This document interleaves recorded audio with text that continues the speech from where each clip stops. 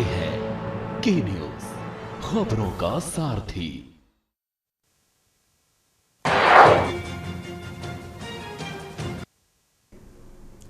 नमस्कार, अभिवादन में दुर्गेंद्र चौहान और आप मंथन देख रहे हैं। बिहार में पहले चरण का मतदान खत्म हो गया है, लेकिन कहानी सिर्फ वोटिंग परसेंटेज तक ही नहीं है। कहानी उस भरोसे की है जो लोकतंत्र की जड़ में बैठा है।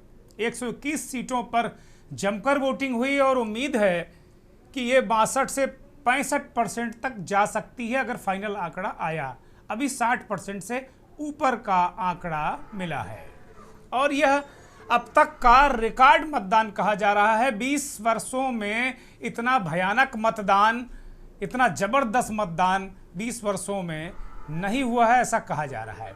बहुत सारे लोग ये भी कह रहे हैं कि मतदाता घटे हैं लेकिन परसेंटेज बढ़ा है। तो ये जान लीजिए कि 2020 के चुनाव से मतदाता नहीं घटे हैं, मतदाता घटे हैं 2024 के लोकसभा चुनाव से। तो मतदाता भी बढ़े हैं और वोटिंग परसेंटेज भी ज़बरदस्त तरीके से बढ़ा है। चुनाव आयोग भी इस बात को कह रहा था कि जब फर्जी वोटर हटेंगे तो असली मतदाता वोट डालेंगे। तो क्या हर वोटर को अपना हक मिला? कई जगह महिलाओं ने रिकॉर्ड संख्या में वोट डाले और कुल मिलाकर अगर कहा जाए तो ये स्थिति, ये परिस्थिति बनी। और जैसे तैसे हम लोग अगर देखें तो पूरा का पूरा चुनावी परिदृश्य बिल्कुल अलग तरीके से घूम गया। डिप्टी सीएम बिहार के विजय सिन्हा अपने लखीसराय अपने इलाके में जाते हैं तो लोग वहां गोबर और चप्पल फेंकते हैं उनके ऊपर। एक जगह वो कहते हैं कि गुंडागर्दी, गुंडे हैं, गुंडा राज है, गुंडा राज है। जंगल राज तो प्रधानमंत्री कहते थे लालू जी का है, गुंडा राज वो कह रहे हैं यही है। तो कुल मिलाकर जो स्थिति है वो बड़ी ज़बरदस्त हो गई है। मामला बिल्कुल बहुत मुकाबला बड़ा रोचक है और यहाँ तक कि हम सब अगर देखें तो बिहार का चुनाव बेहद दिलचस्प मोड़ पर आकर खड़ा हो गया है। अब जो बिहार के चुनाव 2-3 फैक्टर बड़े महत्वपूर्ण हैं। तो महिला मतदाता, जो महिला वोटर है, क्या नीतीश कुमार ने जो 10,000 रुपये डाले, और नीतीश कुमार के प्रति महिलाओं का एक रुख पहले से ये रहता है, उनके प्रति संवेदना और एक सहृदयता रहती है। तो क्या महिलाओं ने कोई गेम चेंजर भूमिका अदा की? और सबसे बड़ा जो फैक्टर ये है कि दोनों गठबंधनों के अंदर जो घटक दल हैं, क्या उनका वोट एक दूसरे को, क्या उनका जो घटक दल हैं क्या उनका वोट एक दूसरे को ट्रांसफ़र हुआ? क्योंकि ये भी संदेह है कि जेडीयू का वोट बीजेपी को नहीं ट्रांसफ़र हुआ, बीजेपी का वोट जेडीयू को नहीं ट्रांसफ़र हुआ। इसी तरीके से यहाँ महागठबंधन में भी इस तरह की खबरें आ रही हैं। तो एक जो सेंटर पॉइंट ये है कि क्या नीतीश कुमार के प्रति उतनी नाराज़गी है, तेजस्वी के प्रति उतना प्रेम है, या ये मतदाता जो संख्या, मतदान की जो संख्या बढ़ी वो बड़ी महत्वपूर्ण है। 64.46% अब तक का जो मेरे पास आंकड़ा है। अभी भी मुझे उम्मीद है कि जब एक फाइनल आंकड़ा, चूँकि चुनाव आयोग का आजकल जो चुनाव आयोग का सगल है वो 2-2, 3-3 दिन, 4-4 दिन तक बढ़ाता घटाता रहता है। तो अभी हम इसको फाइनल नहीं मान रहे हैं। अगर ये फाइनल आंकड़ा होता है तो ये भी अपने आप में एक रिकॉर्ड ही है। लेकिन इन सब के केंद्र बिंदु में बहुत सारे लोग वो भी हैं जिनको वोट डालने को नहीं मिला। बहुत सारे ऐसी, दानापुर एक ऐसा जो इलाका है वहाँ पर नाव से वोट डालने लोग जाते हैं, वहाँ नाव की संख्या नहीं थी। स्लो वोटिंग का आरोप लगाकर आरजेडी के लोगों ने हंगामा किया, ट्वीट किया, बवाल किया, झंझट हुआ और कई जगह मशीनों को लेकर दिक्कत आई, मारपीट भी हुई, बवाल भी हुआ। आरजेडी और बीजेपी के लोग बूथों पर लड़ते झगड़ते संघर्ष करते नजर आए। अगर जेडीयू की बात करें, 1-2 जगह छोड़ दीजिए, तो जेडीयू, कांग्रेस और ये जो है ये बिल्कुल सन्नाटे में एक तरीके से अपने तरीके से चुनाव लड़ते नजर आए। और इन सब के बीच राहुल गांधी, चूंकि एक तरफ वोटिंग हो रही थी, दूसरी तरफ जो अंतिम चरण का चुनाव प्रचार भी चल रहा था, तो एक तरफ नरेंद्र मोदी और दूसरी तरफ राहुल गांधी। तो राहुल गांधी ने वोट चोरी का विमर्श रखा और पूरे दिन आरजेडी का ट्विटर हैंडल आप देखें तो लगातार वो कह रहे थे कि अपने वोटों की रक्षा कीजिए, मत पेटिकाओं के साथ में जाइए, ईवीएम को चेक करिए, आखिरी में जो मतदाता लाइन में लगे उनके नाम नोट कर लीजिए, इनका मतलब पूरी तरीके से बहुत सारी जो चीज़ें हैं वो लगातार, मतलब कटा जुझ कहिए उसको। अगर सेंट्रल यूपी और यूपी की बात कहें या मध्य उत्तर प्रदेश की बात कहें या मध्य भारत की बात कहें तो एक तरीके से कटा जुझ वाला इलेक्शन बिहार में हुआ है। अब बहुत सारे अपने अपने विश्लेषण हैं। कोई कह रहा कि सरकार बनाने का जो नींव हो तो पड़ गई, और जाहिर सी बात है 121 सीटों में अगर जो बढ़त ले लिया तो उसको बढ़त अगर आगे मिल गई तो सरकार तो बन जाएगी। तो एक तरीके से सरकार की फाउंडेशन बन गई है और मंथन में भी। लेकिन हमारा जो सवाल है, बहुत सारे लोग बहुत सारी बातें आज कर रहे हैं इस पर कि भाई महिलाओं ने किसको दिया, सरकार किसकी, लेकिन हम ये कह रहे हैं कि क्या फ्री और फेयर इलेक्शन हुआ मंथन में, बात इसी पर।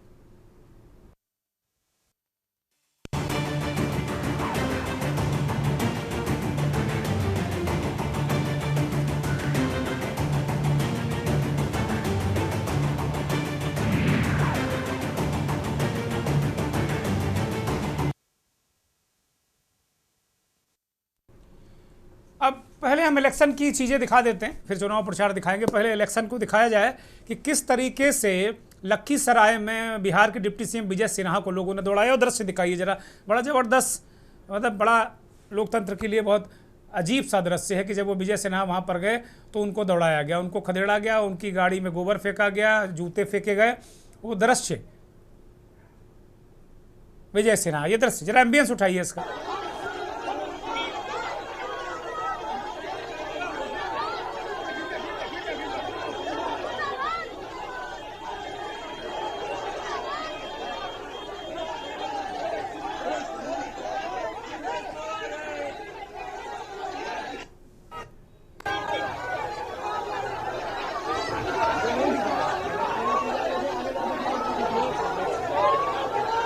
सुरक्षाकर्मी बमुश्किल विजय सिन्हा को सुरक्षित रख पाए। लोगों ने गोबर फेंके, जूते फेंके, ये मतदान का दिन, और कहा कि दिखाई मत पड़ना है। तो जनप्रतिनिधियों का ये हाल है, ये स्थिति है, ये परिस्थिति है। ये देखने वाली बात है कि किस तरीके से क्या हो रहा है। और विजय सिन्हा ने भी कहा कि नहीं, वो कुछ कह रहे हैं, सुन लीजिए जरा।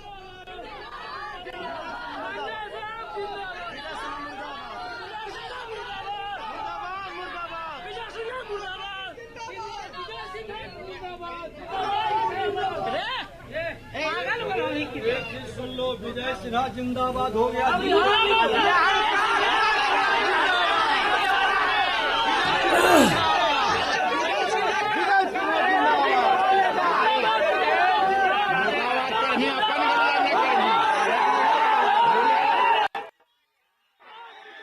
तो विजय सिन्हा को लेकर वहां आक्रोश। विजय सिन्हा ने खुद ही कहा विजय सिन्हा जिंदाबाद अपने मुंह से, मियां मिट्टू, लेकिन लोगों ने नारे लगाए विजय सिन्हा मुर्दाबाद। खैर ये चुनाव है और नाराजगी है और जनता मुखर भी हो रही है, तमाम यूथ भी सामने निकल कर आए।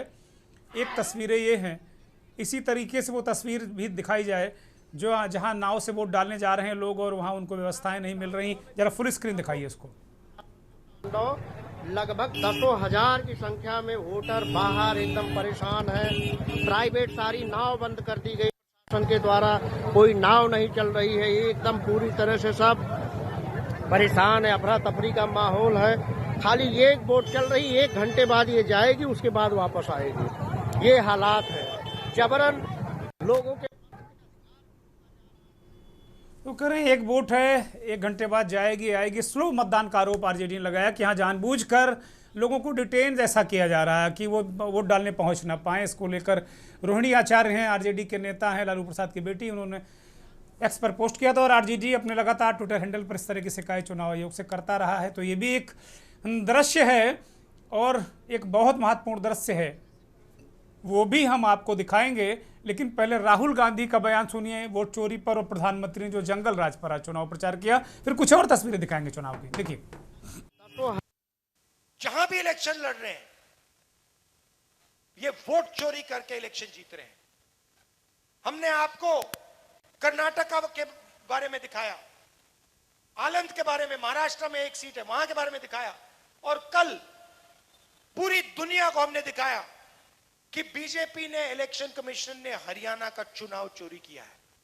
और मुझे लगता है कि पिछला चुनाव बिहार में भी इन्होंने चोरी किया। तो इस बार वोट चोरी नहीं होने देनी है। बिहार के युवा, ये आपका भविष्य है। Narendra Modi, Amit Shah, election commission vote चोरी में लगे हैं। आपकी जिम्मेदारी बनती है संविधान की रक्षा करना है, वोट चोरी नहीं होने देना है बिहार में। आरजेडी ने बिहार के समाज को भी बांटने का पाप किया है। आरजेडी ने बिहार को जातीय दंगों में झोंक दिया तो कांग्रेस ने मजहबी दंगे करवाए, भड़काए। भागलपुर दंगों का दाग कांग्रेस अपने दामन से कभी नहीं छुड़ा पाएगी। ये दंगे कांग्रेस के कुशासन का सबसे बड़ा प्रतीक है। साथियों, विनाश की राजनीति करने वालों को, आरजेडी कांग्रेस वालों को बिहार का विकास पसंद ही नहीं है। आपका माई बाप कहते थे, अपने आप को शहंशाह मानते थे। ये तो मोदी है। मेरा माई बाप आप जनता जनार्दन है। आप ही मेरे मालिक है। आप ही मेरा रिमोट कंट्रोल है। 140 करोड़ देशवासी, यही मेरा परिवार है। प्रधानमंत्री कह रहे हैं कि 140 करोड़ लोगों का परिवार है उनका इस देश, और वही माई बाप हैं। प्रधानमंत्री ने जंगल राज और तमाम बातें की। प्रचार क्या, चूंकि मैंने आपको, चूंकि प्रचार भी हो रहा था लगातार और वोटिंग भी हो रही थी, तो नैरेटिव सेट होता है। एक तरफ राहुल गांधी वोट चोरी की बात करते हैं और कहते हैं कि अपने वोटों की रक्षा करिए, क्योंकि पिछली बार 2020 में बिहार की सरकार को चोरी कर लिया गया था, ऐसा राहुल गांधी कहते हैं। और हरियाणा की बात करते हैं, महाराष्ट्र की बात करते हैं, तमाम मध्य प्रदेश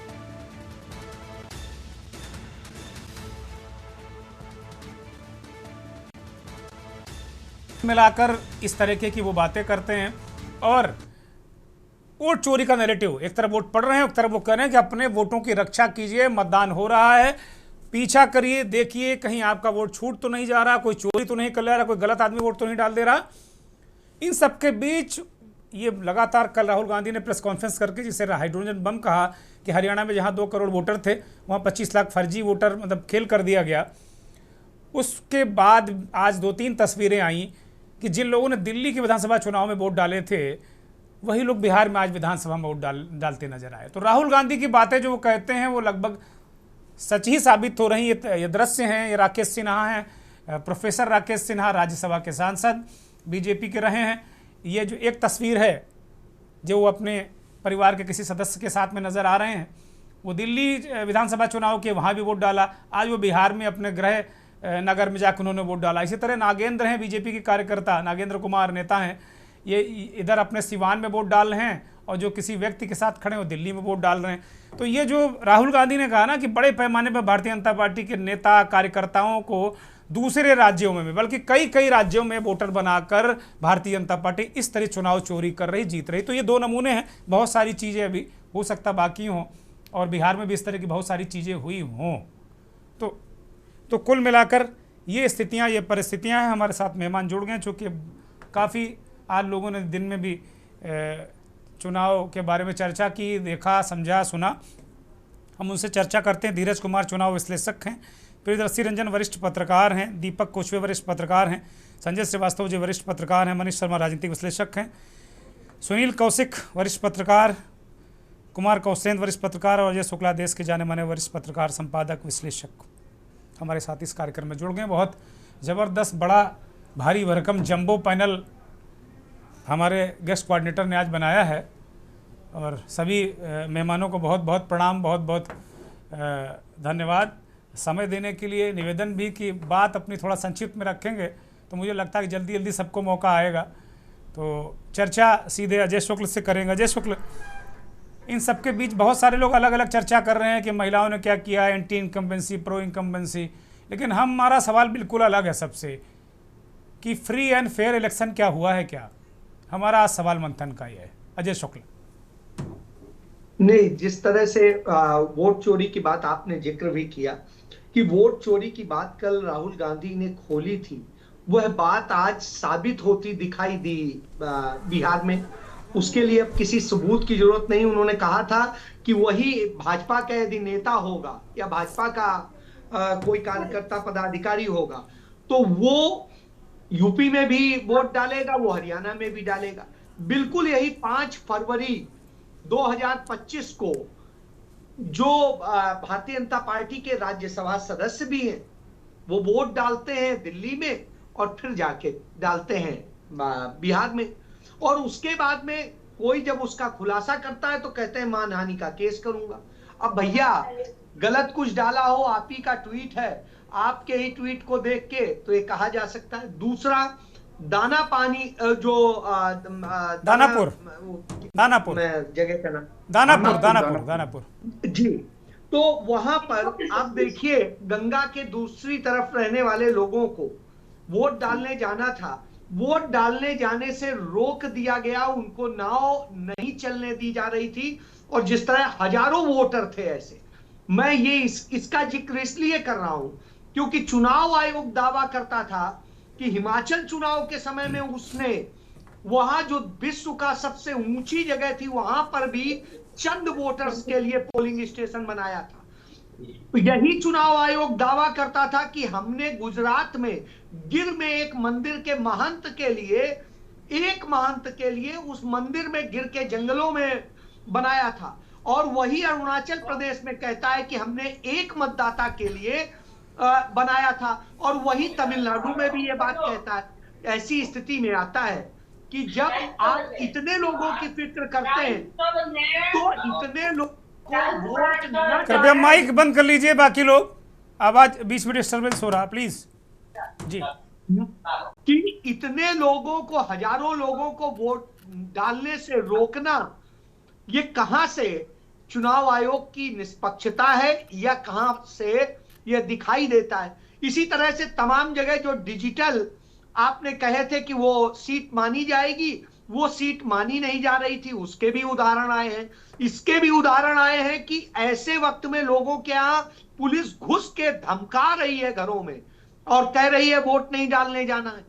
अब आप बताइए, पुलिस ही यदि रोकेगी तो और क्या होगा। ऐसी तमाम घटनाएं आने के बाद में मैं नहीं समझता हूं कि निष्पक्ष पूरी तरह से चुनाव हो रहा है। कहीं कहां हो रहा होगा, लेकिन ये ऐसी घटनाएं आना निश्चित रूप से एक दाग है लोकतंत्र पर। जी ठीक है। प्रियदर्शी रंजन भाई, राहुल गांधी जो कहते हैं कि बीजेपी के नेता कार्यकर्ता 5-5 राज्यों में वोट डालते हैं, तो बिहार में तो 2 नमूने सामने आ गए भाई। पूर्व राज्यसभा के सांसद राकेश सिन्हा और नागेंद्र कुमार, 2 तो सोशल मीडिया पर खूब वायरल हैं इस वक्त। तो एक लंबा, ये तो बहुत जबरदस्त तरीके से मैकेनिज्म है भारत के चुनावों को एक तरीके से अपने पक्ष में करने के लिए। जनता में चाहे जितनी एंटी इनकम्बेंसी हो, चाहे जूते फेंके जा रहे हो, चाहे गोबर फेंके जा रहे हो विजय सिन्हा की गाड़ी पर, जीतना उन्हीं को है। प्रियदर्शी रंजन, नहीं, इसको इस तरीके से देखा जाए कि चुनाव आयोग इस पर क्यों नहीं संज्ञान ले रहा है। और ये भारतीय जनता पार्टी की तस्वीरें आई हैं बिहार में। अगर मेरे मुताबिक, मैंने कुछ लोगों से बातचीत की है, उसमें कई ऐसे लोग हैं जिनका एक जगह नहीं 2-2 जगह नाम अभी भी रह गया है, 3-3 जगह अभी भी नाम रह गया है। तेजस्वी यादव प्रकरण कोई भूला नहीं होगा, जब SIR के दौरान ही 2-2 जगह नाम का मामला आया। अरे तेजस्वी यादव दिल्ली में डाले हैं वोट क्या भाई? नहीं, विजय सिन्हा मत करिए, देखिए मिसलीड मत करिए। किसी का नाम है, अगर तेजस्वी यादव कहीं तस्वीर 2 जगह वोट डालते आ रही हो। सवाल यह है, राहुल गांधी ने जो मुद्दा रखा, कल भी उन्होंने कहा कि एक राज्य से दूसरे राज्य, दूसरे राज्य से तीसरे राज्य, भाजपा के नेता कार्यकर्ता 5-5, 10-10, 20-20 जगह वोटर हैं। नहीं, बिल्कुल तरीका है भाई? मिसलीड नहीं, चुनाव की ऐसी तैसी मची है। बोलिए। मैंने तो शुरू में ही कहा कि चुनाव आयोग को इस मामले में संज्ञान लेना चाहिए। जी बोलिए बोलिए बोलिए। जी, चुनाव आयोग इस मामले में संज्ञान ले। ऐसा क्यों हो रहा है? यह चुनाव आयोग की चूक है। किसी को आप कैसे इजाजत दे रहे हैं कि 2 जगह वोटर ID कार्ड उसका हो? क्या व्यवस्था? कोई 2 जगह आधार कार्ड अगर नहीं बनवा सकता है, इस तरीके की व्यवस्था हो गई है, 2 जगह अब पैन कार्ड नहीं बन सकता है, जो आर्टिफिशियल इंटेलिजेंस है वो पकड़ लेता है कि ये व्यक्ति 2 जगह आधार कार्ड बनवा रहा है, तो वो पकड़ में आ जाता है। तो उस तरीके की व्यवस्था चुनाव आयोग के पास क्यों नहीं है कि आप आर्टिफिशियल इंटेलिजेंस से उसको पकड़ ले कि एक व्यक्ति 2 जगह है, 3 जगह है, 4 जगह है। तो ये चुनाव आयोग की चूक है, इसको माना जाएगा। ये अगर राहुल गांधी सवाल उठा रहे हैं, कोई भी सवाल उठा रहा है, सामान्य सा व्यक्ति भी इस पर सवाल खड़ा करेगा कि ऐसा क्यों हो रहा है, और ऐसा पहले भी होता आ रहा था। और चुनाव आयोग ने SIR के दौरान यही दावा किया था कि अब इस तरीके की चीजें नहीं होंगी, इसीलिए तो ये किया गया था ना। तो अगर ऐसी चीजें हो रही हैं तो निश्चित तौर पर चुनाव आयोग पर सवाल खड़ा होगा। लेकिन दूसरी बात यह है कि ये कह देना कि बिल्कुल बहुत बड़े पैमाने पर ऐसा हो रहा है, बहुत बड़े पैमाने पर नहीं हो रहा है। और दिल्ली में जो चुनाव दे रहे हैं, वोट दे रहे हैं, बिहार में भी दे रहे हैं, बहुत बड़े पैमाने पर ऐसा नहीं हो रहा अरे है। ब्राजील इक्के के दुक्के लोग में। वोट दे रहे हैं भाई, प्रियदर्शी भाई, ब्राजील के लोग भारत में वोट दे रहे हैं। अभी तक चुनाव जैसे राहुल गांधी ने पावर पॉइंट प्रेजेंटेशन किया, क्यों नहीं ज्ञानेश कुमार लेकर छड़ी आ जाते और चला देते कांग्रेस पर छड़ी कि तुम सारे नहीं, सब मैं झूठे आपके हो। साथ सहमत हूं।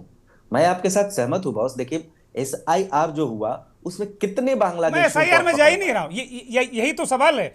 आपने बहुत अच्छा सवाल उठाया कि कितने बांग्लादेशी निकले, नहीं बताया, आयोग ने नहीं बताया, और इसी के नाम पर SIR शुरू हुआ पूरे देश में। अच्छी बात है। मैं तो आज इस बात को लेकर उत्साहित हूं कि SIR के बाद वोटिंग परसेंटेज बढ़ा है, तो क्या इसकी वजह SIR है? ये एक बहुत बड़ा सवाल है। प्रियदर्शी रंजन। देखिए जी, SIR तो एक और भी मुद्दे हैं, SIR उसमें एक मुद्दा हो सकता है, लेकिन दोनों तरफ से महागठबंधन और NDA के जो कोर वोटर है ना, बहुत एग्रेसिव होकर के वोट कर रहे हैं। और ये सबसे बड़ा मौका है। इतना वोट परसेंटेज कभी हाई बिहार में नहीं गया था। इसके पहले 60 से ऊपर गया था 2000 में, हाँ 2000 विधानसभा चुनाव में, जब असेंबली पूरी तरीके से हंग होती हुई दिखी थी। लालू यादव की पार्टी की सरकार बाद में बन गई थी, लेकिन शुरुआती दौर में उस समय किसी को बहुमत नहीं मिला था 2000 में, जब 60 के करीब, 60 से ऊपर वोट प्रतिशत चला गया था। तो हो सकता है कि ये वोट प्रतिशत, कई बार लोग कहते हैं कि मैं आऊंगा प्रतिशत दूसरे राउंड में बढ़ना आऊंगा। मैं जरा ये जो फ्री एंड फेयर इलेक्शन है, इस पर हम बात कर लेते हैं। कुमार कौशलेंद्र, इसे कैसे देख रहे हैं? बहुत अच्छा, जैसे ज्ञानेश जी ने कहा था कि बिल्कुल शुद्ध, प्योर, जैसे हम लोग बिल्कुल प्योर देसी घी खाते हैं, उस तरह वाला चुनाव है। दुर्गेंद्र भाई, हम लोग थोड़ी पत्रकारिता पर आ जाएं। आप चूंकि पत्रकार हूं तो उसी अंदाज में बताता हूं। जी बताइए। दो हमारे पुरोधा थे, एक थे संजय जी, एक थे नारद मुनि। संजय जी जो पत्रकार थे वो चुपचाप देखते थे, कौन मर रहा है महाभारत के युद्ध में, युधिष्ठिर को एकदम हूबहू बता देते थे कि देखिए अब आपका बेटा मर गया, अब आपका भतीजा मर गया, अब आपका गोतिया मर गया, अब उधर का वो मर गया। तो वो तो थे संजय जी। और दूसरे थे नारद मुनि। नारद मुनि जो आजकल हम लोगों की बिरादरी में उसकी भी संख्या अच्छी खासी हो गई है। तो नारद मुनि क्या थे कि न्यूज ऑब्जर्व करके थोड़ा उसमें अपना व्यूज मिला के दूसरे जगह नमक मिर्च लगाते थे शुद्ध भाषा में, नमक मिर्च। जी जी। अब उस नजरिए से अगर आप जो कह रहे हैं फ्री एंड फेयर, तो दुर्गेंद्र जी, बिहार को जिसने अतीत से देखा है और आज जिस तरह से इलेक्शन हो रहे हैं, बहुत कुछ बदल गया है भाई। पहले अखबारों का जमाना था ना, तो आर्काइव होता था, खोजता था लोग पन्ना, कहां पर क्या खबर छपी थी, निकालिए। अब तो गूगल में मारिए, धड़ाधड़ निकल जाता है, नेताजी का फोटो निकल जाता है, तुरंत में बाहर आ जाता है। पहले जो आर्काइव संभालने वाला लोग होता था उसका बड़ा इज्जत होता था, यार विनोबा भावे का जयंती आने वाला है, जरा पुराना कटिंग फटिंग निकाल देना। अब बहुत कुछ बदल गया है जर्नलिज्म में। तो अभी एक तो संजय टाइप रिपोर्टर होते हैं जो दिखाते हैं कि दानापुर में देखिए अब नाव नहीं चलने दिया, और एक नारद टाइप रिपोर्टर होते हैं जो दूसरे टाइप से चीजों को परोसते हैं। तो हम लोग जो ऑब्जर्वेशन करने बैठते हैं तो हम लोग उसी से अपना माइंडसेट बनाते हैं। अब इलेक्शन कमीशन आज की तारीख में अगर प्रो गवर्नमेंट चल रहा है तो अतीत के पन्ने पलटेंगे तो पहले भी इलेक्शन कमीशन जिसकी सरकार थी उसके साथ चलता था, सब समय TN सेशन नहीं होते। अब इस सच को हम लोग बोलना नहीं चाहते। हाँ, बदला है बिहार। अच्छा ये कौशलेंद्र भाई आप बहुत वरिष्ठ पत्रकार हैं, पहले सब कुछ सड़ा गला था, अब भी वैसी अपेक्षा करें क्या? हम अभी भी अपेक्षा करें? हम बहुत AI के युग में अभी भी हम सोचे कि बूथ लूट जाएं, अभी भी हम वही उसी पे संतोष कर लेंगे। लालू ने जंगल राज किया, अभी भी जंगल राज चलेगा, मुकामा में जंगल राज पे चलेगा अगर लालू ने ऐसा किया है तो। मैं बिल्कुल नहीं कह रहा हूं दुर्गेंद्र भाई, मैं बिल्कुल नहीं कह रहा हूं। हम लोगों के साथ तो ये दुर्भाग्य है कि हम लोग अगर एकदम तटस्थ बोलेंगे ना तो कभी गोदी मीडिया हो जाएंगे, आज इनके फेवर में बोलेंगे तो कल उनसे बिक गए हैं। ये हम लोग के साथ दुर्भाग्य है। छोड़िए, कौन परवाह करता है इन सब बातों की? ये अपने पास सर्टिफिकेट धरे रहे हैं लोग, हम लोग को कोई चिंता नहीं है। लेकिन सच ये है गड़बड़ियां अभी भी हैं, गड़बड़ियां हैं, लेकिन in comparison to earlier era चीजें कम हुई है। और आज की बात जो आप कर रहे हैं, ये पेट्रोनेस देना, कोई जो सरकारी तंत्र के लोग होते हैं इसी के चलते ब्यूरोक्रेसी अस्तार है।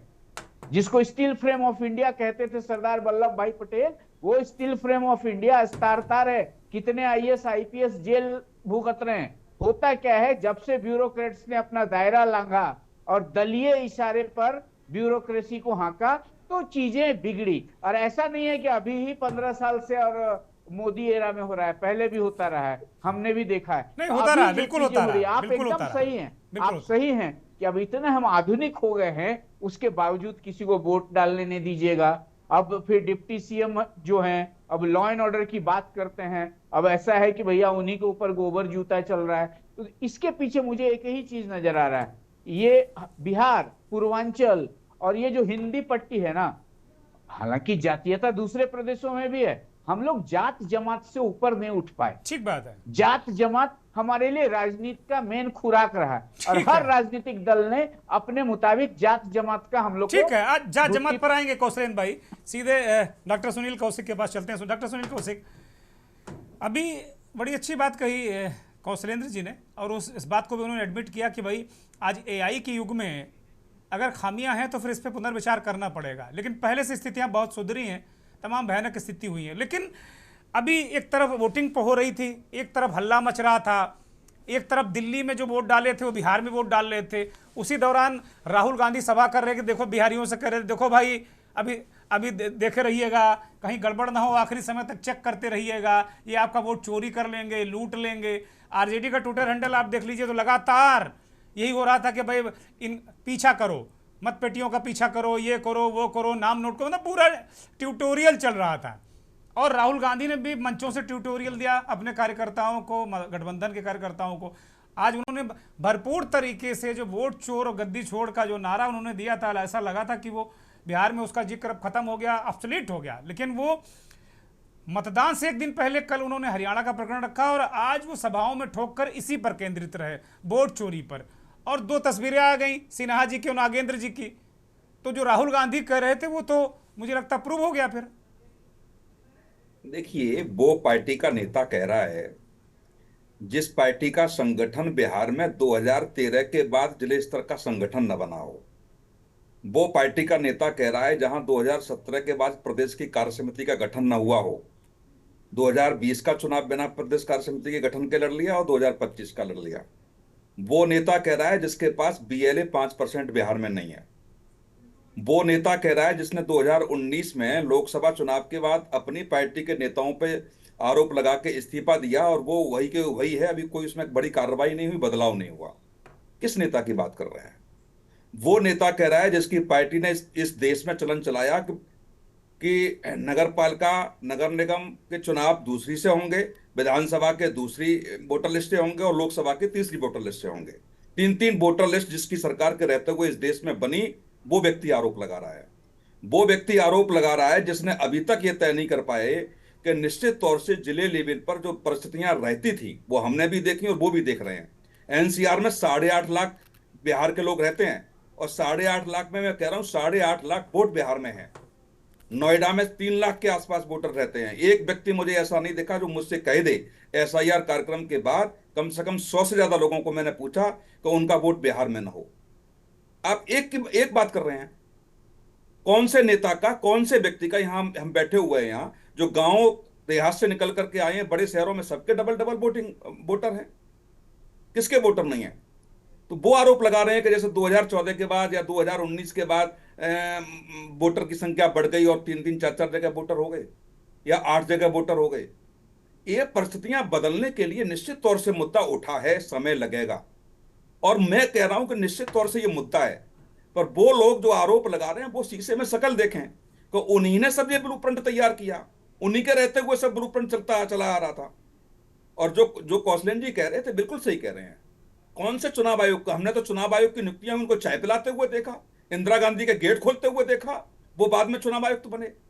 तो ये सब आरोप प्रत्यारोप चलेगा। आप देखिए, आज चुनाव था, तेजस्वी ने क्या कहा कि स्लो वोटिंग कराई जा रही है, 1 बजे के नतीजे। तो पहले उन्होंने भी आरोप लगाया था, पहले भी कि ऐसा किया जाएगा, पूरा षड्यंत्र। वो कह रहे थे कि मैंने एक वीडियो देख लिया कि पहले ही कह दिया था उन्होंने कैसा होगा।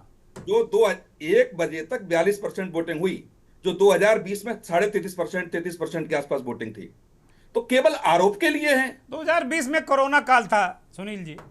नहीं, मैं कोरोना काल के बावजूद भी 33% वोट था, मैं ये नहीं कह रहा 2020 में, लेकिन अब परसेंटेज बढ़ा ना, और हम लोग 1 बजे ही बोल दिया था कि 60% से ऊपर वोटिंग पहुंचेगी।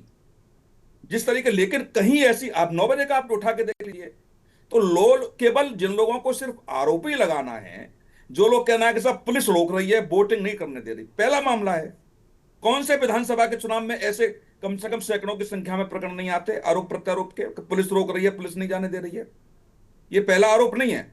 लेकिन हाँ, निश्चित तौर से जिस कल्चर में हम लोग जी रहे हैं, डिजिटल का जो जमाना आ गया है, एआई आ गया है, आधार कार्ड से लिंक आ गया है, जितनी हम सब लोगों को अपेक्षाएं हैं, उस अपेक्षाओं ठीक के है। अनुरूप व्यवस्थाओं में परिवर्तन नहीं ठीक है होगा। सुनील जी, मुझे अब ब्रेक पर जाना है, आप लगातार बने रहिए, एक ब्रेक पर जा रहा हूं। अपेक्षाएं चुनाव आयोग से हैं, लेकिन ठीक है, सुनील जी कह रहे हैं कि भाई यहाँ भी वोटर वहाँ भी वोटर, लेकिन मुझे नहीं लगता है कि डबल डबल वोट लोग कोई डाल रहे हों, जो अन्य स्थितियाँ परिस्थितियाँ हैं। लेकिन जैसा बीजेपी के कार्यकर्ताओं पर राहुल गांधी ने आरोप लगाया है, ये 2-3 तस्वीरें जो आई उस बात की पुष्टि कर रही हैं कि हाँ, डबल डबल वोट लोग डाल भी रहे हैं। केवल वोट बने नहीं हैं, उनके वोटर कार्ड बने नहीं हैं, वोट का इस्तेमाल भी हो रहा। तो क्या एक अच्छा इस्तेमाल का एक फार्मूला ढूंढ लिया गया है कि इस ऐसे भी किया जा सकता है? और जब राहुल गांधी वोट चोरी की बात करते हैं और पीपीटी देते हैं, बिहार में इस तरह की तस्वीरें आ जाती हैं, तो आयोग क्यों नहीं बता देता कि भाई राहुल गांधी से सारी चीज़ों को झूठ बोल रहे हैं? और अगर देश को बदनाम कर रहे हैं, आयोग को बदनाम कर रहे हैं, झूठे हैं, तो एफआईआर करिए, गिरफ्तार करिए, जेल भेजिए राहुल गांधी को। एक ब्रेक ले रहे हैं। आप देख रहे हैं के न्यूज, खबरों का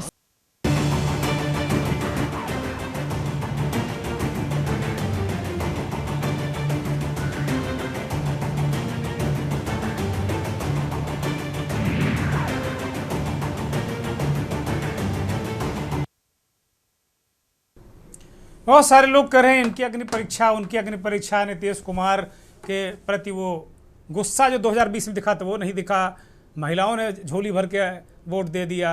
नीतीश कुमार ने एक पूरी जेन ए, आजकल तो जेन जी वाला चला, लेकिन उन्होंने जेन ए 20-25 साल पहले जिस जनरेशन को उन्होंने लाभ दिया, वो आज घर संभाल रही, शादी बारात करके बच्चे उनके बड़े हो गए। तो उन महिलाओं ने क्या वो डिविडेंड दिया नीतीश कुमार को? ये बहुत सारी बातें हो रही, लेकिन इन सबके बीच जो हमारा मुद्दा ये है कि क्या चुनाव आयोग से जो अपेक्षाएं थी, जो अग्नि परीक्षा, पता नहीं क्या क्या शब्द हम लोग इस्तेमाल करते हैं, लेकिन क्या उसमें वो सफल हुआ? इसी बात पर हम चर्चा कर रहे हैं। पहले चरण में हमने अपने तमाम विद्वान पत्रकारों विश्लेषकों से बात की है। मनीष शर्मा की तरफ रुख करेंगे, राजनीतिक विश्लेषक है मनीष शर्मा। अभी तमाम विद्वज्जन, तमाम पत्रकार साथियों ने अपने अपने तरीके से विश्लेषण किया कि क्या चुनाव आयोग जो कसौटी है उस पर खरा उतरा है क्या? और डॉक्टर सुनील कौशिक कह रहे हैं कि राहुल गांधी को तो हक ही नहीं सब कहने का, सारा मटिया मेट तो उनकी पार्टी ने कर दिया।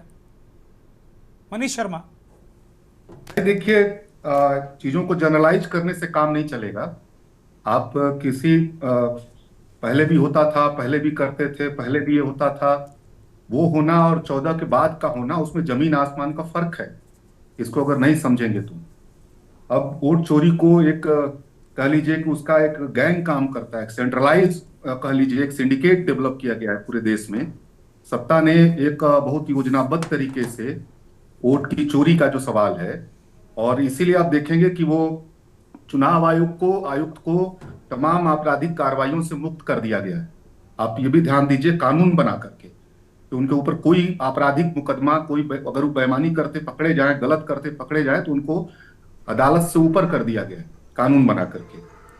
चुनाव आयुक्त की प्रक्रिया को भी बदल दिया गया, इम्यूनिटी मिल गई उनको। हाँ, उनको अब वो सरकार के ही आदमी है प्रधान। पहले भी, बहुत पहले ये भी हुआ था, लेकिन बाद के दौर में जब ये पहले भी सरकार के आदमी थे मनीष, पहले भी सरकार के आदमी थे। जैसे कोई इंदिरा गांधी का गेट खोलता था, कोई राजीव गांधी का गेट खोलता था, ये भी कह रहे हैं सुनील। नहीं, मैं क्या कह रहा हूं, मैं कह रहा हूं कि हर दौर में हुआ है, लेकिन इतना संगठित तरीके से, इतना योजनाबद्ध तरीके से सरकार को ही चोरी कर लेना, ये 14 की बात का प्रकरण है ना। इसको बहुत जनरलाइज करके आज की डकैती को कल की चोरी से बचाव नहीं किया जा सकता है ना। कल की बात चोरी हो सकती है, आज डकैती हो रही है, गैंग बना करके, सिंडिकेट खड़ा करके, आप समझ लीजिए एक आपराधिक कार्रवाई हो रही है देश के साथ। दूसरी बात मैं कहना चाहता हूं जी। कि कोई कितना कमजोर है, किस जिले में कितना कमजोर है, संगठन बना पाया कि नहीं बना पाया, तो वो सवाल भी नहीं खड़ा करेगा इस देश में। वो सवाल क्यों नहीं खड़ा करेगा भाई? आप पत्रकार हैं, आपका कौन संगठन है? आप पत्रकार हैं, आप सवाल खड़ा करेंगे नहीं? अकेले हैं, सवाल खड़ा करेंगे कि नहीं? करेंगे भाई, ये क्यों कौन नहीं सी करेंगे, तरफ क्यों नहीं करेंगे? ये कौन सा तर्क हुआ कि कोई कमजोर है, उसकी पार्टी कमजोर है, उसकी पार्टी गड़बड़ है, तो वो सवाल ही नहीं खड़ा करेगा? ये भी एकदम भोथरा किस्म का तर्क है, इसका कोई मतलब नहीं है। मैं इसलिए कह रहा हूं कि ये जो अभी 3 लोगों का नाम आया है, राकेश सिन्हा, एक संतोष ओझा और तीसरे जो है नगेंद्र कुमार, ये तीनों भाजपा के लीडरान हैं। ये 3 इसलिए नाम सामने आया है कि ये तीनों नाम इन्होंने खुद फेसबुक पे डाल दिया। मैंने इन्होंने खुद अपना ट्विटर पे, फेसबुक पे वाहवाही में डाला है। आप समझिए, ये खोजा नहीं गया है, ये मतलब ऐसा नहीं किसी ने इसको तलाशा है। तो अब आप समझिए, जिस बात को हरियाणा वाले में, जिस बात को कर्नाटका वाले में बात हो रहा था कि पूरे देश से, राज्यों के भाजपा के जो संगठन के लोग हैं, कार्यकर्ता हैं, वो दूसरे राज्यों से हजारों की संख्या में, वो संख्या हो सकती है, वो हरियाणा पहुंचते हैं वोट करने, किसी देश के अलग अलग हिस्सों से, और वो जो है देश के अलग अलग हिस्सों से जाते हैं। वो कोई सामान्य लोग नहीं रहते, वो कार्यकर्ता होते हैं। और इतना शीर्ष लेवल के संतोष ओझा, आप जान लीजिए कि पूर्वांचल के प्रभारी रहे हैं, बिहार दिल्ली में पूर्वांचल के प्रभारी रहे हैं बीजेपी की तरफ से। नगेंद्र कुमार को आप जानते हैं। तो ये तो एक सिंबॉलिक है ना। ये 3 लोगों को मत देखिए आप। वो जो कल का आरोप चस्पा हुआ था कि हजारों लोग आते हैं वोटिंग करने, और वो दूसरे राज्यों से, और इसीलिए चुनाव को अलग अलग समय में रखा जाता है। कई बार इसलिए रणनीति बनाई गई कि हरियाणा में थोड़ा बाद में हो, महाराष्ट्र में थोड़ा पहले हो जाए, उत्तर प्रदेश में थोड़ा समय इसके पहले हो जाए। ये जो पूरी रणनीति बनाई जा रही थी, तो मेरा ये कहना है कि इस डकैती को पिछले दौर के कुछ जो है छोटी मोटी कार्रवाइयों से आप कल्पना नहीं कर सकते, तुलना नहीं कर सकते हैं। बिहार में अभी आप देखिए, पता ये चला है, दानापुर वाला प्रकरण आपने सुना, दानापुर में प्राइवेट जितने नाव थे बंद कर दिए गए और एक सरकारी नाव चलने दिया गया। क्यों भाई? अब जो गंगा पार से जिनको आना था, हमारा चुनाव आयोग कह रहा था कि हम बूथों की संख्या ज्यादा बढ़ाएंगे, हम 1000 से ज्यादा लोगों को नहीं रहने देंगे। तो गंगा पार से क्यों लोगों को आना पड़ा भाई? वही क्यों नहीं बूथ बना दिया भाई? हाँ, बड़ा सवाल है। और हजारों लोग वहां पे दिखे, संख्या में हजारों लोग करके क्यों आएंगे? बड़ा सवाल है। क्रॉस करके आ रहे हैं, गंगा पार करके कौन लोग जा रहे हैं? गंगा पार करके जा कौन लोग रहे? गंगा के किनारे रहने वाले लोग, बछुआ मल्लाह, जा तो वही लोग रहे ना। हम इस 1 मिनट के लिए हम छोड़ दे रहे हैं दुर्गेन जी कि वो किसके वोटर हैं, हम इस बात को हटा दे रहे हैं दिमाग से। लेकिन क्यों ऐसा किया गया? ये तो सचेतन दिखता है ना। ये सचेतन दिखता है कि एक है जहाज पानी वाला, वो 1 घंटे में जाता है और 1 घंटे में फिर आता है। और वहां हर समय जब आप जाएंगे, चुनाव से इधर जाएंगे, तो वहां दर्जनों प्राइवेट नावें चलती हैं, जिसको प्रतिबंधित कर दिया गया और सबको इस पार आने के लिए मजबूर किया गया। तो इसको समझिए आप। दिल्ली से आप समझिए कि 3 रेलगाड़ियां चलाई गई। ये बीजेपी का अपना जो है ट्रेंड है, उन्होंने खुद ये जारी किया है, वीडियो जारी किया गया है। भाजपा का गमछा लटकाए हुए लोग वहां दिल्ली से 3 ट्रेनें भेजी गई हैं। पता आप, वो जो आ रहे हैं वो खुद बोल रहे हैं कि भाजपा ने हमारा टिकट कटाया है, ये बात बोल रहे हैं। 700 बसें गुजरात से आई हैं। बिहार के लोग 700 बसें होंगे, गुजरात मनीष जी, बिहार के लोग होंगे, दिल्ली में रहते होंगे, उनको सुविधा दे दिया गया होगा थोड़ा बहुत। नहीं, मैं नहीं जानता, मैं कुछ आपके सामने सवाल कर रहा हूं, बस मैं आपके सामने बस सवाल कर रहा हूं। 700 बसें गुजरात से लाई गई हैं, आप समझ लीजिए। और एक बात और जान लीजिए, चुनाव से पहले बिहार के अधिकारियों पे भरोसा न करके कम से कम कई दर्जन अधिकारी गुजरात से बुलाए गए हैं। यह भी तथ्यात्मक बात है। मैं इसको आपने यहाँ की जो नौकरशाही है, उसको आपने निगलेक्ट कर दिया है। और वो खास तरह के नौकरशाह लोग हैं जो देश में कहीं भी चुनाव होता है वो गुजरात से वहां पहुंचते हैं। ये हर जगह का मसला, ये कोई नया मसला नहीं है। वो सचेत ढंग से वहां पहुंचते हैं। तो मेरा ये कहना है कि ये वो कंटिन्यू कर रहा है। चुनाव आयोग की जब भी कोई परीक्षा होती है वो फंस जाता है, वो दागदार हो जाता है, आरोपों की उसके ऊपर झड़ी लग जाती है। और इसलिए मेरा कहना है कि SIR जिसके नाम पे किया गया, आप समझिए बात को, कम से कम दर्जन भर जिले से लोगों ने कहा कि हमारा वोट ही नहीं था। उसमें जो है हम गए तो हमारे पास कार्ड है, हमारे पास सब कुछ है, हमारा वोट नहीं था। बहुत सारे लोगों ने कहा कहीं से कि जो है हम जब वोट डालने गए तो हमारा वोट पड़ चुका था, हमारा वोट पड़ चुका था। तो मैं ये कह रहा हूं कि ये एक सचेत कोशिश जगह जगह हुई है और चुनाव आयोग एक खिलाड़ी की तरह सत्ता का एक हिस्से की तरह काम करता हुआ ठीक नजर है आ रहा मनीष, है ठीक है। और इसको किसी भी दौर से तुलना नहीं की ठीक जा है। सकती जिस लेवल पे आज के दौर में चीजें हो रही। ठीक है, दो पत्रकार हमारे साथ बिहार से चुनाव विश्लेषक के तौर पर धीरज कुमार और लगातार संजय श्रीवास्तव हमारे साथ जुड़े हुए हैं। धीरज कुमार, मनीष ने कहा कि भाई एक क्रमबद्ध तरीके से सारी चीज़ें हुई, ये बिहार में भी हुई। अब कितना पहरेदारी लोग कर पाए, कितना नहीं कर पाए, आप लोग क्या देखिए ग्राउंड पे क्या स्थिति है? धीरज, चुनाव आयोग का मतलब क्या होता है? चुनाव आयोग का मतलब होता है उनसे जुड़ी हुई जो भी कार्य क्षेत्र में उनके जो भी कार्य आता है उसका शुद्धिकरण करना। उसका पूरा हक बनता है कि कोई भी वोटर लिस्ट का है उसका शुद्धिकरण करे। लेकिन दिक्कत किसको है? जो गलत है उसको दिक्कत है, जो सही है वो तो सही है, उसको क्या प्रॉब्लम है? चुनाव आयोग का पूर्ण अधिकार है कि इसको शुद्धिकरण करे। ऐसा बहुत ऐसे धीरज भाई, हम अधिकार पे बहस ही नहीं कर रहे हैं, हम तो कह रहे हैं आज जो कुछ हुआ उस पर बहस कर रहे हैं हम। अधिकार तो अब हो गया, SIR हो गई ना, वो कर दिया उसने। लेकिन एक व्यक्ति दिल्ली में भी वोट डाल रहा है और बिहार में भी वोट डाल रहा है, तो फिर जो राहुल गांधी बातें कह रहे हैं सही हो गई, फिर क्या दिक्कत है? वोटर होना अलग बात है। जैसे अभी डॉक्टर सुनील कौशिक ने कहा कि बहुत सारे लोग जो नोएडा में रहते हैं उनका वोट बिहार में भी है, लेकिन सारे लोग वोट डालने नहीं चले गए हैं। अगर किसी नोएडा में डाल लिया तो उसमें 5% लोग गए होंगे चोरी छिपे, बाकी लोग नहीं गए होंगे। बोलिए धीरज जी ऐसा तथ्य तो देखने में सामने नहीं आया कि जो कि मतलब पहले ऐसा होता था। अच्छा, हाँ, पहले होता अच्छा, था। आपके मुताबिक बहुत आज जो चुनाव हुआ वो बहुत फ्री एंड फेयर इलेक्शन रहा, शुद्ध रहा, बिल्कुल विशुद्ध रहा और कहीं कोई दिक्कत नहीं रही। उत्सव जैसा माहौल था। ऐसा इतना शानदार जो हम कभी ऐसा नहीं हम देखे, मतलब इतने शानदार तरीके से महिला समाज इतना बढ़ चढ़कर इसमें हिस्सा लिए, युवा वर्ग इतने उत्साहित थे, इतना चौक हर एक चप्पे चप्पे पर प्रशासनिक व्यवस्था थी, इतने शानदार तरीके से मतलब हर बूथों को हम लोग भ्रमण किए, खुद देखे। लोकतंत्र का त्योहार है, महापर्व है, जो कि हमने देखे इतने उत्साहित है। कहीं ऐसा कुछ जहां तक अपने बक्सर, अगर हम बिलोंग करते हैं तो बक्सर के चारों विधानसभा का हम लोग सर्च किए, लेकिन ऐसा दिखा नहीं। इतना उत्साहित, खासकर इसमें उत्साहित इतना महिलाएं थी, महिला समाज इतना बढ़ चढ़ के इसमें हिस्सा ली और बहुत खुशी तरीके से मतलब बहुत अच्छा उन लोग फील किया। और कहीं भी ऐसा कुछ शिकायत देखने को नहीं मिला। ठीक बात है, धीरज कुमार की बात है और इन्होंने फील्ड पर देखा ऐसा, तो जो देखेगा वही कहेगा। संजय श्रीवास्तव जी, धीरज कह रहे हैं कि बिल्कुल विशुद्ध, शुद्ध और बेहतरीन चुनाव हुआ। ये जो महागठबंधन के लोग दिन भर खामखा हल्ला मचाते रहे और खुद जो डिप्टी CM है वो भी फर्जिए बोलते रहे कि गुंडा गुंडा गुंडा गुंडा राज को, तो सारे लोग फर्जिए बोलते रहे, ये कह रहे हैं। देखिए, जिस तरह से जो SIR का मामला था, जो राहुल गांधी ने जो अपना पदयात्रा भी निकाला था और SIR के लिए वोट चोर गद्दी छोड़ो वाला जो नारा भी चला, तो यहाँ हम भोजपुर जिले में 7 विधानसभा क्षेत्र हैं जो वहाँ हमने भ्रमण किया और उस दौरान हमने यही देखा है कि बहुत जगह ऐसा था कि वोटर लिस्ट में एक आदमी का 3-3 नाम था यहाँ पे भोजपुर में।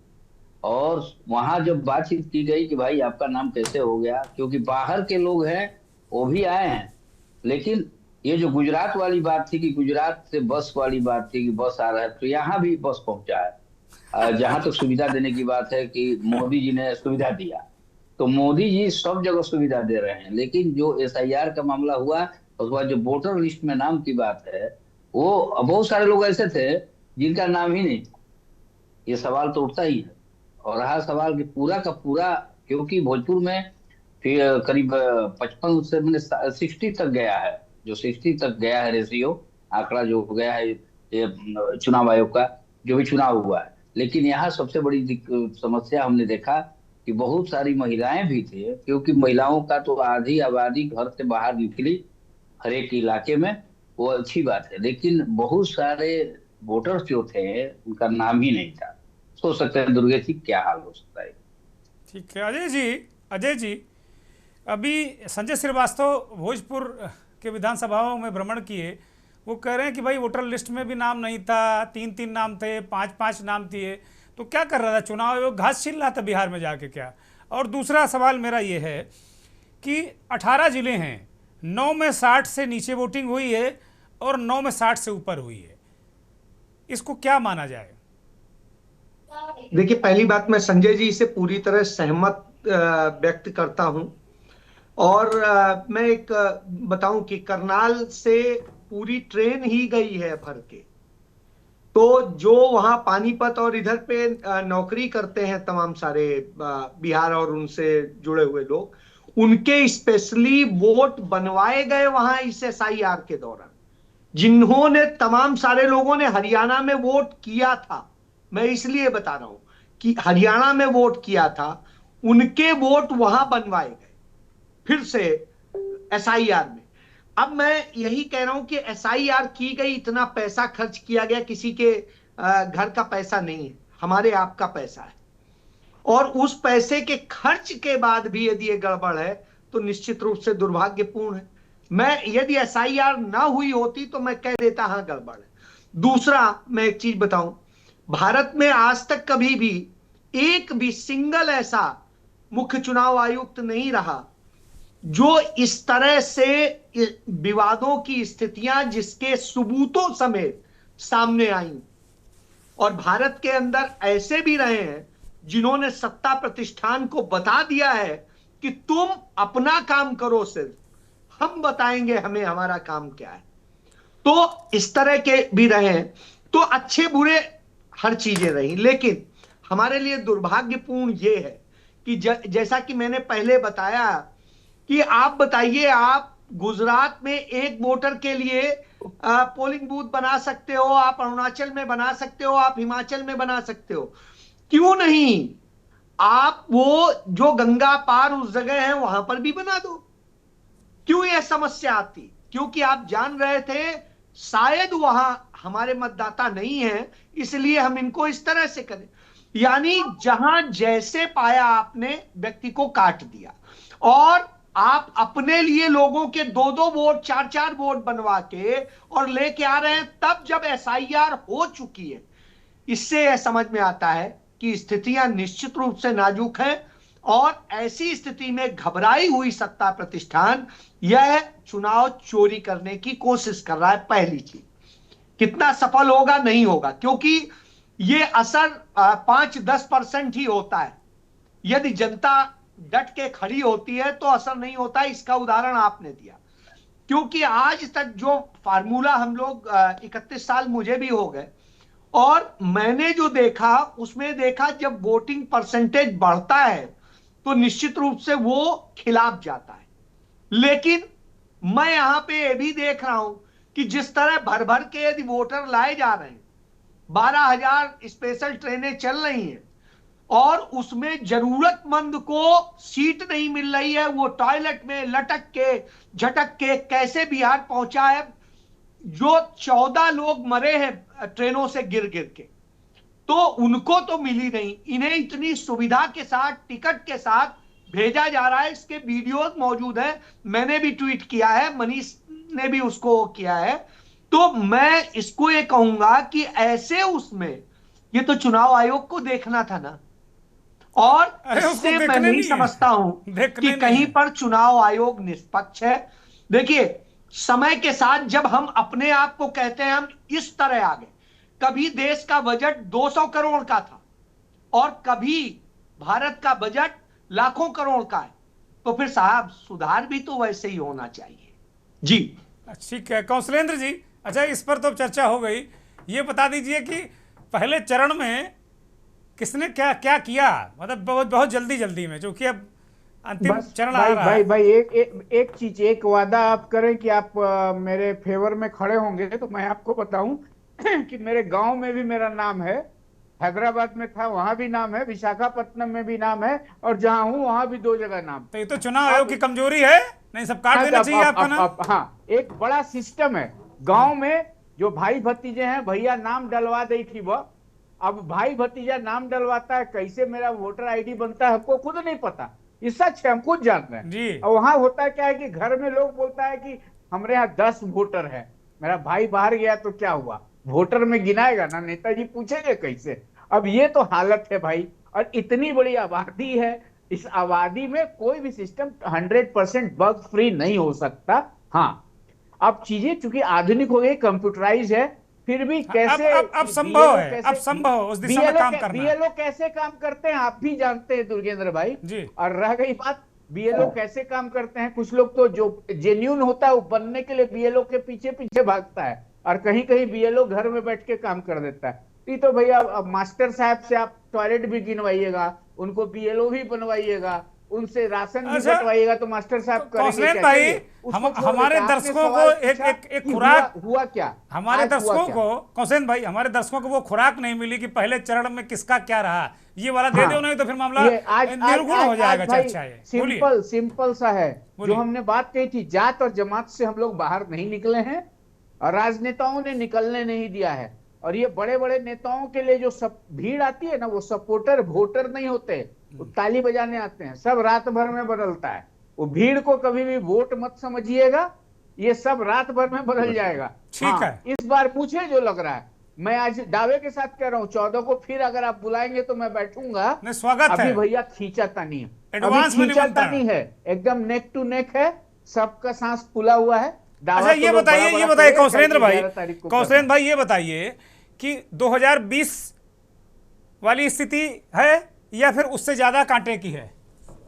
अभी स्थिति ज्यादा कांटे की है। इस बार जो है वो आपको याद करिएगा, वो रामविलास बाबू जब जिंदा थे तो आए थे ना, उनके विधायक जी लोग जीत के जो डिसाइडिंग थे, जो मुस्लिम को बनाओ फलाना बनाओ, हाँ आ गए थे। याद है ना? कमोबेश मुझे अभी वही दिख रहा है आज तक।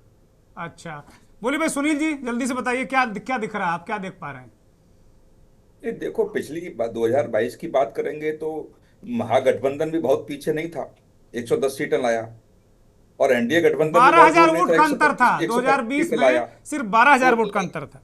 मैं वही कह रहा हूं, तो जन स्वराज पार्टी कितनी सीटों को प्रभावित करके किनके पक्ष में माहौल क्रिएट करेगी, ये मुझे लगता है 14 तारीख को हम डिस्कशन करेंगे।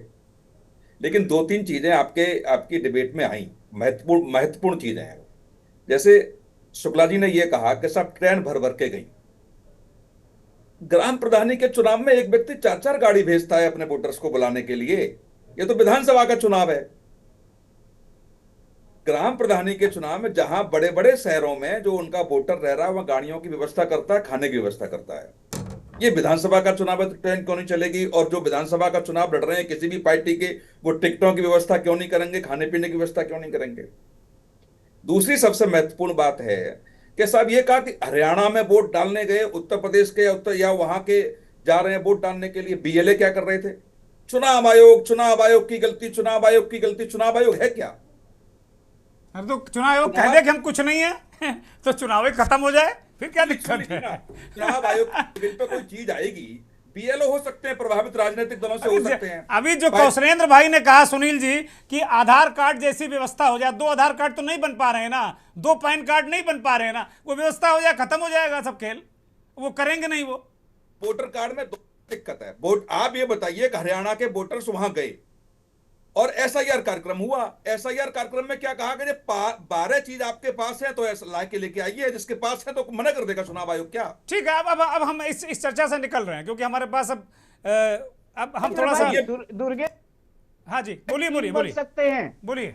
पैन कार्ड 3 बन सकते हैं। झारखंड में कांग्रेस की विधायक हैं श्वेता सिंह जो बोकारो से, उनका धनबाद में भी पैन कार्ड है, बोकारो में भी है और जमुई में भी है। भगवान जाने कैसे। तो फिर क्या कर सकते हैं? फिर तो हाथ खड़े कर सकते हैं हम लोग, ऐसे कर दें जो मनो करो भैया, प्रणाम आप सभी को, फिर यही कर दें। मनीष शर्मा, क्या राजनीतिक रूप से क्या देख पा रहे हैं मनीष शर्मा दोनों गठबंधनों को? अब छोड़ दीजिए, राहुल गांधी को छोड़ दीजिए, बताइए। अनम्यूट करिए मनीष शर्मा, अनम्यूट करिए।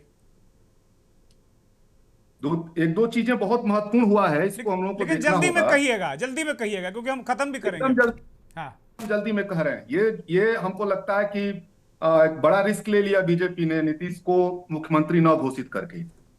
मुख्यमंत्री न घोषित करने से जदयू के जनाधार में बहुत कह लीजिए कि भावनात्मक लगाव 1000 गुना बढ़ गया नीतीश के लिए। ये बात कई लोग कह रहे हैं। और आज की ये रिपोर्ट है कई जगहों से कि आमतौर पे दूसरी बात, भाजपा के जनाधार में बात चली गई कि नीतीश इस बार अपना मुख्यमंत्री बनाना है, तो नीतीश कमजोर हो तो अच्छा रहेगा। तो भाजपा का भी एक जनाधार जो हिस्सा था, जहां नीतीश का कैंडिडेट था, वहां उनके साथ नहीं गया है। ये जो रिपोर्टिंग है इसको बाद में और देखा जाएगा। या कई जगह ये जो चिराग पासवान का वोटर है वो जदयू के साथ नहीं गया है, कई जगहों पे ऐसा हुआ है। वो आप मोकामा में भी देख सकते हैं, सिवान से भी ऐसी खबर है, लखीसराय से भी ऐसी खबर है। तो मेरा ये कहना है कि ये जो एक तरह से हिट विकेट कर लिया है बीजेपी ने इस चुनाव में, नीतीश को कम आंक करके, उनको कम आंका, उनको लगा कि अब आज इस बार अब मौका है हमको अपने लिए बना लेने का। इजाजत हो तो मनीष सर से एक सवाल पूछ लूं। मनीष सर, ये 10 या 20 सीट लाने वाले पीके किसके साथ जाएंगे? नहीं, मैं यही कह रहा हूं, मैं बस अपनी बात पूरी कर लूं, मैं अपनी बात पूरी कर लूं बस। दूसरी बात मैं कह रहा था कि ये ज्यादा खबर है पीके को लेकर के। पीके जितना भी बढ़ेंगे वो बेसिकली बीजेपी को नुकसान करेंगे, ये बेसिक बात ये है। मैं देख रहा हूं कि वहां बहुत सारा जो अपर कास्ट हिस्सा भी है, जो उनका समर्थक है, उसमें पीके को लेकर के एक सकारात्मक बात है। वो कितना वोट करेंगे नहीं करेंगे, तो पीके अगर जितना ज्यादा बढ़ेंगे वो डैमेज करेंगे बीजेपी को। ये 2-3 चीजें हमको लगता है ये देखना चाहिए। क्लब तो नहीं हो जाएंगे जो कौशलेंद्र पूछ रहे हैं कि बाद में क्लब हो जाएंगे, उसी में जो डैमेज करेंगे वो कंट्रोल हो जाएगा बाद में। ये बात पूरी हो जाने दीजिए। तो मैं बस इतना ही कह रहा हूं कि इस बार महिलाओं का वोट भी विभाजित हुआ है। ये इस बार इसको है, और अति पिछड़ों का वोट भी विभाजित हुआ है। इसको भी अगर आप ध्यान से देखेंगे तो ये एक हिस्सा जरूर शिफ्ट हुआ है उधर महागठबंधन की तरफ। और ये 10,000 बनाम 30,000 का भी चला है। ये जो 10,000 कहा जा रहा है, हमें तो लग रहा है कि महिलाएं धक्का-धक नीतीश कुमार की तरफ जा रही, जो आज स्थिति नजर आ रही थी। 30,000 जो रोजगार अस्थायी करने वाला मामला था जीविका महिलाओं के लिए। तो मेरा ये कहना है कि ये चुनाव कह लीजिए कि किसी लहर के चलते तो नहीं है, लेकिन बहुत विभाजित चुनाव है। गठबंधन के अंदर ही, नीतीश कुमार सेंटर पॉइंट है इस चुनाव में, क्या कहते हैं आप? नीतीश कुमार सेंटर पॉइंट हैं इस चुनाव में? जी, मेरा यह कहना है कि नीतीश कुमार भिन्न भिन्न कारणों से फिर से राजनीति के सेंटर में आ गए। इस चुनाव में उनको फिर से सेंटर में लाएगा। ये मेरा एकदम बहुत बहुत शुक्रिया मनीष, बहुत बहुत शुक्रिया सभी मेहमानों का, कौशलेंद्र, प्रियदर्शी रंजन, धीरज कुमार, संजय श्रीवास्तव, अजय शुक्ल जी और तमाम मेहमानों को बहुत बहुत धन्यवाद, बहुत बहुत आभार। तो कुल मिलाकर इस चर्चा में मंथन जो हम लोगों ने किया अभी, उसमें यही आया कि नीतीश कुमार एक बार फिर सेंटर पॉइंट में है, केंद्र में आ गए हैं। बिहार की राजनीति में हमेशा से रहे हैं। एक विश्लेषक कह रहे थे, बिहार में चुनाव विश्लेषक हैं कन्हैया बेलारी, वो कह रहे थे जिस तरीके से भीष्म पितामह अश्वत्थामा को वरदान है, मतलब वरदान था इच्छा मृत्यु का, उसी तरह नीतीश कुमार को राजनीति में इच्छा मृत्यु का वरदान है। वो जब तक चाहेंगे तब तक बिहार के जो राजनीतिक परिदृश्य है उसके केंद्र बिंदु में रहेंगे। अभी 14 तारीख को पता चलेगा कि रहेंगे कि नहीं। नमस्कार।